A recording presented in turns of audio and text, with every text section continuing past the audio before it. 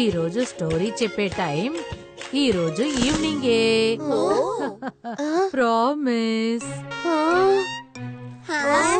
సరే అమ్మా, మేము సాయంత్రం వరకు వెయిట్ చేస్తాం, కానీ సాయంత్రం మీ ప్రామిస్ ని ఖచ్చితంగా మీరు నెరవేర్చాలి. మీరేం దిగులు పడకండి, నేను విద్యాధర్ రాజులాగా ఖచ్చితంగా చెయ్యను. ఆయన ప్రామిస్ చేసి దాన్ని నిలబెట్టుకోలేదు. అసలు ఆ విద్యాధర్ గారు ఏం మాట ఇచ్చారు? అమ్మా ప్లీజ్ చెప్పండి, సాయంత్రం వరకు మేము వెయిట్ చేయలేమమ్మా. సరే సరే చెప్తాను.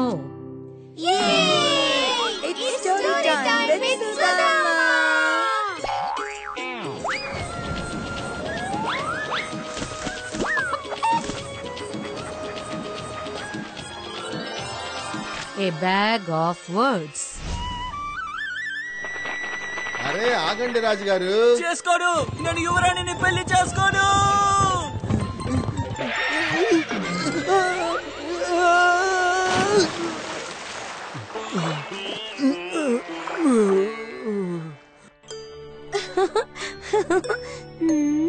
ఇలా ఇదే విధంగా అందరు రాజులు పరిగెత్తారంటే నేను ఈ రాజ్యాన్ని వదిలేసి ఇంకెక్కడికైనా వెళ్ళిపోతాను. లేదు నాన్నగారు, అలా అంతా మాట్లాడకండి, నేను పెళ్లి చేసుకుంటాను. కానీ ఒక షరత్ ఉంది. ఏంటా నిబంధన? ఎవరు నా కుందేలు పిల్లల్ని 1 నెల వరకు జాగ్రత్తగా చూసుకుంటున్నారో నేను ఆయన్నే పెళ్లి చేసుకుంటాను. వినండి వినండి వినండి, ఎవరైతే యువరాణి గారి కుందేళ్లని. కానీ క్షణాల్లో ఈ విషయం మంటలా వ్యాపించసాగింది. ఈ నిబంధనను నెరవేర్చడానికి ఎంతో మంది రాకుమారులు వచ్చారు. వీళ్ళకి వాటిని ఇవ్వండి.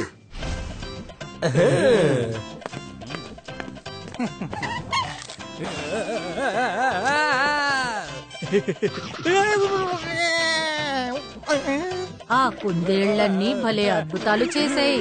రాకుమారులందరూ ఆ కుందేళ్లన్నిటినీ అలాగే వదిలేసి వెళ్ళిపోయారు.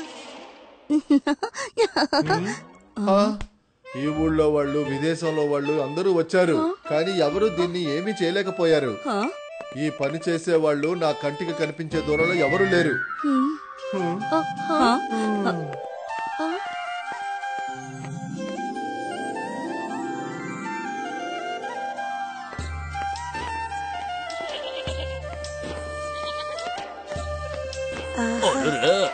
చాలా అద్భుతం.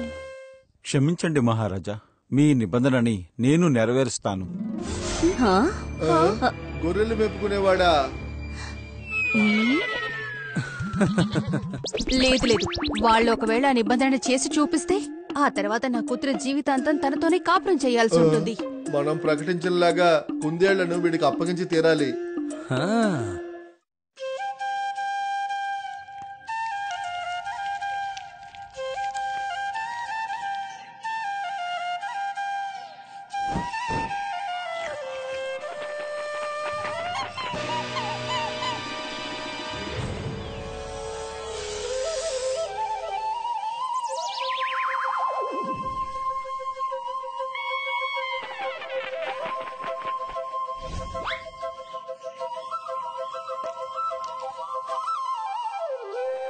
యువరాణి గారు, మీ కుందేళ్లు ఇంత సంతోషంగా ఉండడం నేనెప్పుడూ చూడలేదండి. ఆ గొర్రెలు కాసేవాడి మురళి గానంలో ఏదో ఒక అద్భుతం ఉందండి. అలాగా? ఇది చాలా విచిత్రమైన విషయంగా ఉంది. సేనాధిపతి చెప్పిన మాటలకు ఆకర్షితురాలై ఎవరికీ తెలియకుండా ప్రశాంతంగా తార అవన్నీ చూడ్డానికి ఒంటరిగా వెళ్ళింది. అక్కడ తన కుందేళ్లన్నీ సంతోషంగా ఉండడం చూసి తను నమ్మలేకపోయింది. సరిగ్గా అప్పుడే కీర్తి రాకుమారిని చూశాడు. ఈ విధంగా వాళ్ళు కలుసుకున్నారు. ఆ తర్వాత ప్రతిరోజు వాళ్ళు ఇలాగే కలుసుకున్నారు. ఈ విషయం వినగానే మహారాజు గారు కోపంతో రగిలిపోయాడు. తర్వాత కీర్తి తన నిబంధనని నెరవేర్చకుండా ఉండడానికి ఒక పథకాన్ని రచించాడు.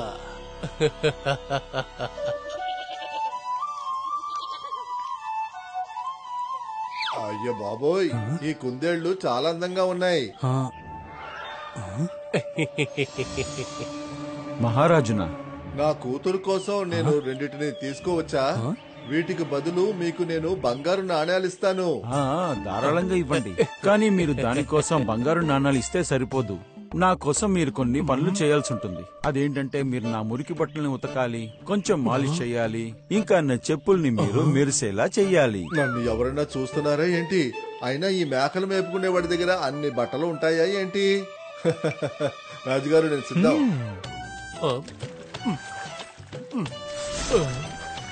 ఓరి దేవుడా, ఎంత పని చేయాల్సి ఉంది. అరే, ఒక గ్రామానికి చేసే పనిని నువ్వు నాతో చేయించావు. ఇప్పుడైనా దాన్ని నాకు ఇవ్వయ్యా. తీసుకోండి.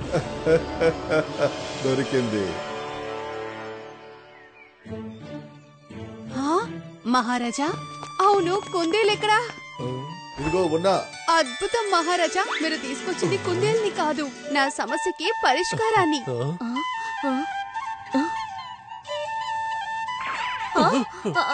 అరే, ఎందుకు దీన్ని వదిలేసావు? ఆగు.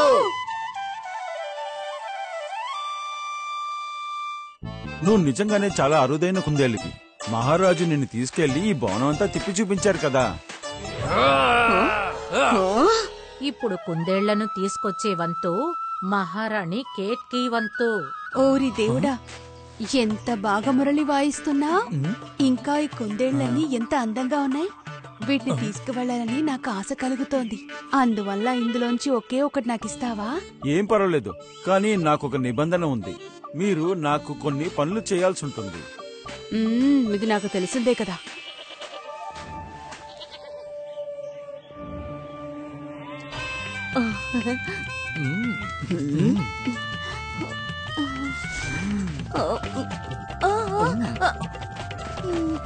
ఆగు.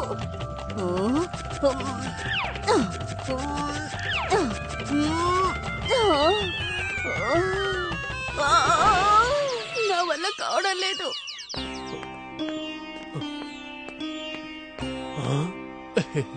ఈ గది తలుపులు కిటికీలన్నీ మూసివేయండి. త్వరగా చెప్పినట్టు చేయండి.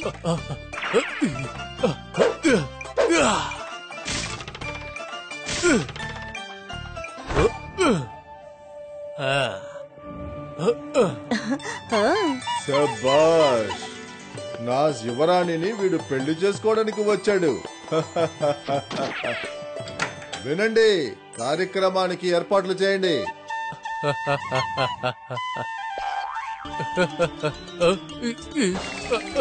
అరే, మిమ్మల్ని ఎవరు కిటికీలు తీయమని చెప్పింది?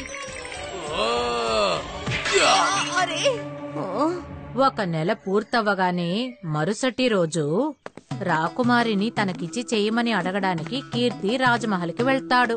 కుందేళ్లన్నీ సురక్షితంగా ఉండడం చూసి మహారాణి కేతకి కీర్తి ముందు ఒక విచిత్రమైన నిబంధనని పెడుతుంది. 3 గోతా సంచులు తీసుకురండి.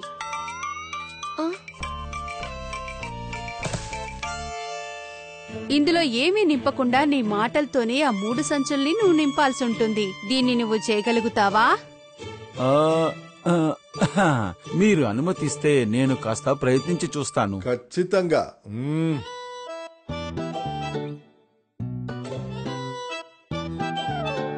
ఒక ఊర్లో ఒక రాజు ఉండేవారట. అతన్ని చూసి రాజ్యంలో ఉండే వాళ్ళందరూ భయపడేవారట. అలాంటి అతన్ని ఒక మామూలు మేక తోలేవాడు అతని బట్టలను ఉతికించి ఇంకా అతని చెప్పుల్ని మెరిసేలా చేశాడట. చెప్పుల్ని కూడా తుడిపించాడట. అయితే వీడికి అన్ని తెలుసులాగుందే. ఇంకా ఆ రాజు పేరేంటంటే... చాలు ఆగు, నిండిపోయింది. నిండిపోయింది, ఈ మూట నిండిపోయింది. కానీ ఇంకా 2 గోన్లు మిగులున్నాయి మహారాజా. ఒక ఊర్లో ఒక అందమైన మహారాణి ఉండేవారట. కాని ఒకరోజు ఆమె ఒక మేక తోలేవాడి మాటలు విని వాడి చినిగిపోయిన బట్టలన్నీ కుట్టారట. వాడు మేక జుట్టుల్ని తీసేసిందట. ఆ మహారాణి పేరేంటంటే... చాలు ఆపు, నీకే చెప్పేది ఆపు. చాలు చాలు చాలు.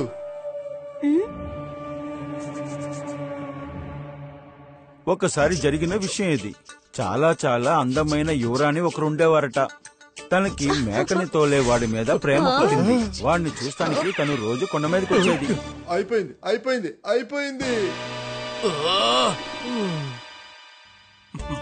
శబాష్, ఈ పరీక్షలోనూ నువ్వు గెలిచావు. నిజంగా నువ్వు చాలా తెలివిగలవాడివే, అందులో అనుమానమే లేదు. నా యువరానికి నీకన్నా మంచి భర్త దొరకడు.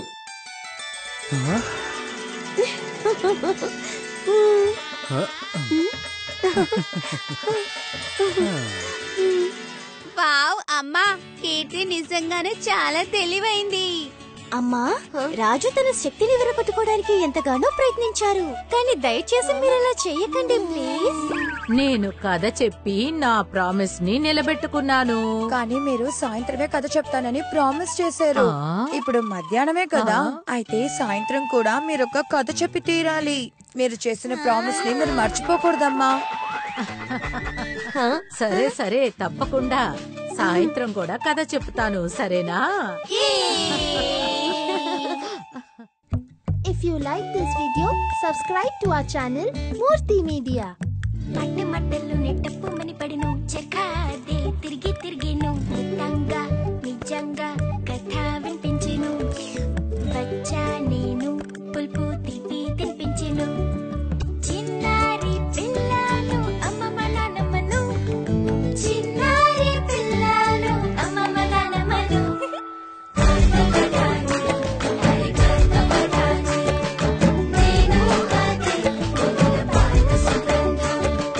చిటికెలో మాటతో చక్కని నిజం చెబుతాను, గాలిని అవుతాను, ఒక కిటికీ తెరుస్తాను, వేలు పట్టుకుని తొడుగా నడుస్తాను, చికటి చీకటిలో దీపంలా వెలుగుతా, పాకేట మట్టిలో సువాసన పంచుతా.